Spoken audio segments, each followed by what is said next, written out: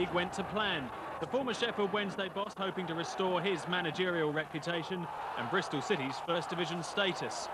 Wilson had Tony Thorpe to thank for the perfect start against Wrexham with only 7 minutes gone. There's no way the striker should have won this breakaway battle with 2 defenders, but he did and left the keeper stranded. Such defensive frailty must strike fear into Brian Flynn, so close to being forced out at the racecourse ground last season after a decade in charge. The backline at fault again for the second. Plenty of chances to clear went begging. Paul Holland killing off any faint hopes of a Welsh recovery. His new manager was more than satisfied, as he told Keith Coates. We defended really well. I mean, we put our family jewels in front of the ball at times, you know, to defend the goal then.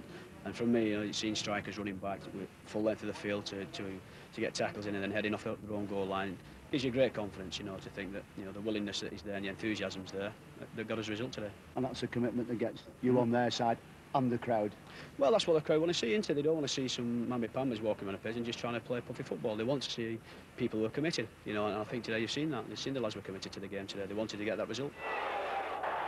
Gig Lane Bury isn't an obvious place to track down some Caribbean flair, but Wrexham's new Trinidad and Tobago strike pairing seem to feel very much at home. Carlos Edwards creating the opener for Craig Falconbridge.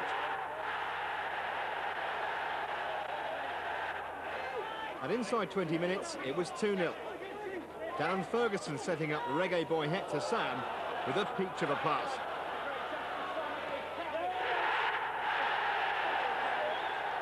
Ferguson made Wrexham's third too.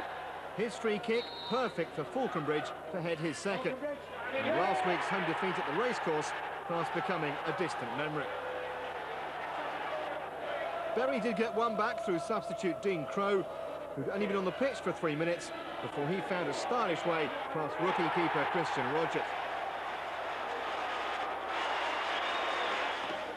But fittingly, the Welshman had the final word. They haven't lost on this ground for 7 years, and Danny Williams' marvellous solo strike made absolutely certain it stayed that way. Wrexham Wigan, 4 goals, 2 red cards. Trevor Harris. Sharp. It might come to little here. No offside. And Wigan lead. A good punch by the goal. It was a good punch. And it went straight to Horworth, who's wanted it straight back in. And Wigan noticeably now not committing as many men forward for the free kick. Towards Redfern.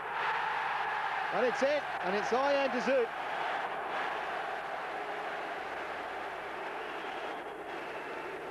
Ferguson again. Sam, what a turn, and what a goal. Well, it may only be a consolation, but it was a really sweet strike. Wrexham's first home win keeps Oldham in the doldrums and West Indian striker Hector Sam on a ratio of a goal a game. His anticipation ultimately led to his first after 9 minutes. The sharp turn and finish, a very neat climax to the move. A New Zealander followed that up with Wrexham's second. Chris Killen's control, poise and shot equaling quality to his teammates' first. Oldham's heads were lifted when Carlo Corazon scored his second goal in 5 league games since joining in the summer from Northampton, but this was to be merely consolation. Because Sam had the last word to make it 4 goals in 4 games for him. Ever watchful, even in the last minute, he pounced on a loose ball, and with this, made the game safe for Wrexham.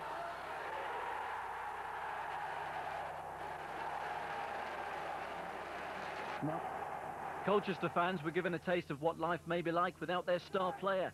Lamano Tresor Lualua was left out, and the U's were left behind at home to Wrexham, Hector Sam's 6th goal of the season. But a straight red card for Wrexham's Dave Riddler gave Colchester a chance, and Lualua's replacement, Tony Locke, finally unlocked the visiting defence. 1-1 it finished at Layer Road. So Colchester are 1 point and possibly £2 million better off. Lualua is likely to join Newcastle this week. There was a time when Wrexham regarded their racecourse ground as a fortress. Even Arsenal got beaten there. But the Welshmen are welcoming hosts these days, and Walsall's George Leitao was only too happy to feed on their hospitality. The Portuguese striker wrapped up Walsall's third away league win, coincidentally condemning Wrexham to a fourth home defeat in just 5 games. His turn and shot all too much for Mark McGregor and Kevin Dearden. A first half to forget for Northampton keeper Keith Welsh. Left exposed as early as the 3rd minute by his defence, but when he dived in with feet instead of hands and didn't collect, Martin Chalk put his name on the board as scorer number 1. A more serious clangor was soon to follow. The corner squirming through the goalie's hands under pressure. Mark McGregor nodded in number 2. Northampton responded from a corner of their own. Ian Sampson rising highest at the far post. A fine stop by Kevin Dearden, but he couldn't recover quick enough to reach Steve Howard's looping header. Wrexham would have settled for a draw beforehand, but manager Brian Flynn admitted that wasting a 2-goal lead made this feel as bad as defeat. 8 minutes remaining when Jamie Forrester snatched a point to the relief of his teammates. We've saved the most excitement for last. Oxford are in a sorry state at the bottom, but Paul Tate raised some rare smiles at the Manor Ground with a 7th minute opener. Wrexham were back on terms midway through the half.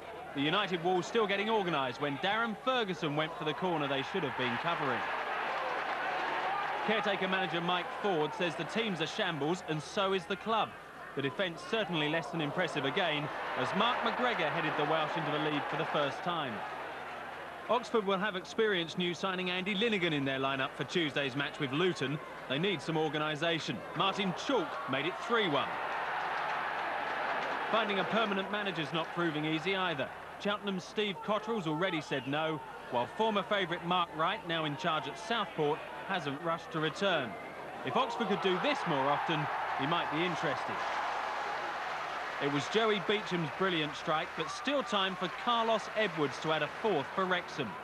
Some half-hearted defending again, and it was a simple finish. An own goal by Mark McGregor in injury time gave the scoreline some respectability, but Oxford know there's no point glossing over their shortcomings. Something has to change, and soon. Reading's victory lifts them to 2nd ahead of Bury on goal difference and 4 points behind leaders Walsall. That result at the Medeski drops Wickham to 5th. Millwall and Cambridge are well placed with 2 games in hand on the top 3. Down at the other end, no improvement for Oxford. 3 points adrift of Luton, who've dropped below Oldham. The big movers, though, were Port Vale, up 3 places from last week. Mid-table securities in sight if they can build on their win. Wrexham got the better of the Welsh derby with Swansea City, who finished with 10 men. Michael Howard sent off. Trevor Harris commentating. It's going to fall for Chalk. Shooting chance here. Deflected off bounds. And it's in by Killen. Wrexham have the lead. 25 minutes gone.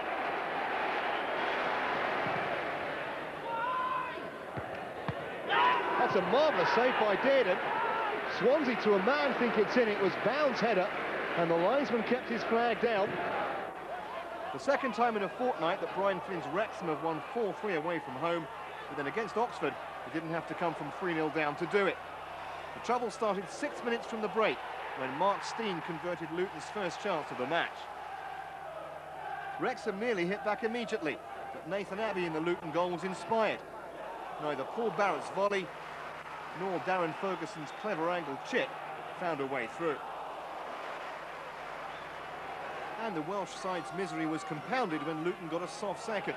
Julian Watts threw himself at the corner, then appeared just a touch embarrassed, taking the plaudits. And you'd have got any odds you liked on a Wrexham win when Luton added a third 10 minutes after half-time. Matthew Taylor's cross caused chaos in the box, and Liam George pounced when the ball came back off keeper Kevin Dearden. But what happened next stunned the majority of the 5,000-plus crowd. Trinidadian Carlos Edwards got free and then gave Craig Falconbridge the sort of service he thrives on.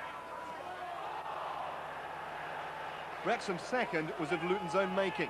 Peter Holmes clumsily lost possession, and Falconbridge's layoff put Chris Killen clear on goal. 2 in 4 minutes, Luton boss Ricky Hill admitted later he sensed the worst was still to come. And his fears were confirmed with 2 goals in the last 7 minutes. First, Falconbridge's header only half cleared, and midfielder Martin Chalk drove in the equaliser. And then a dramatic winner for man of the match Ferguson. The Scots started and expertly finished the move that pushed Wrexham into the top half of the table and left Luton sliding towards the relegation trapdoor. After being three goals down, you know, to come back the way we did was shows the true spirit within the team and within the squad. Reading hit the front in the title race, a point ahead of Walsall, beautifully set up for the weekend when the pair meet at the Bescot Stadium. Wigan's win over Bury keeps them third, Rotherham and Millwall in close pursuit, but Wycombe slipped up. Oxford's brave fight against the new leaders was ultimately fruitless, so they're still stuck 6 points behind Luton. Oldham and Port Vale are climbers, with Swindon, Bournemouth and Swansea all beaten. Swansea are at Oldham on Saturday.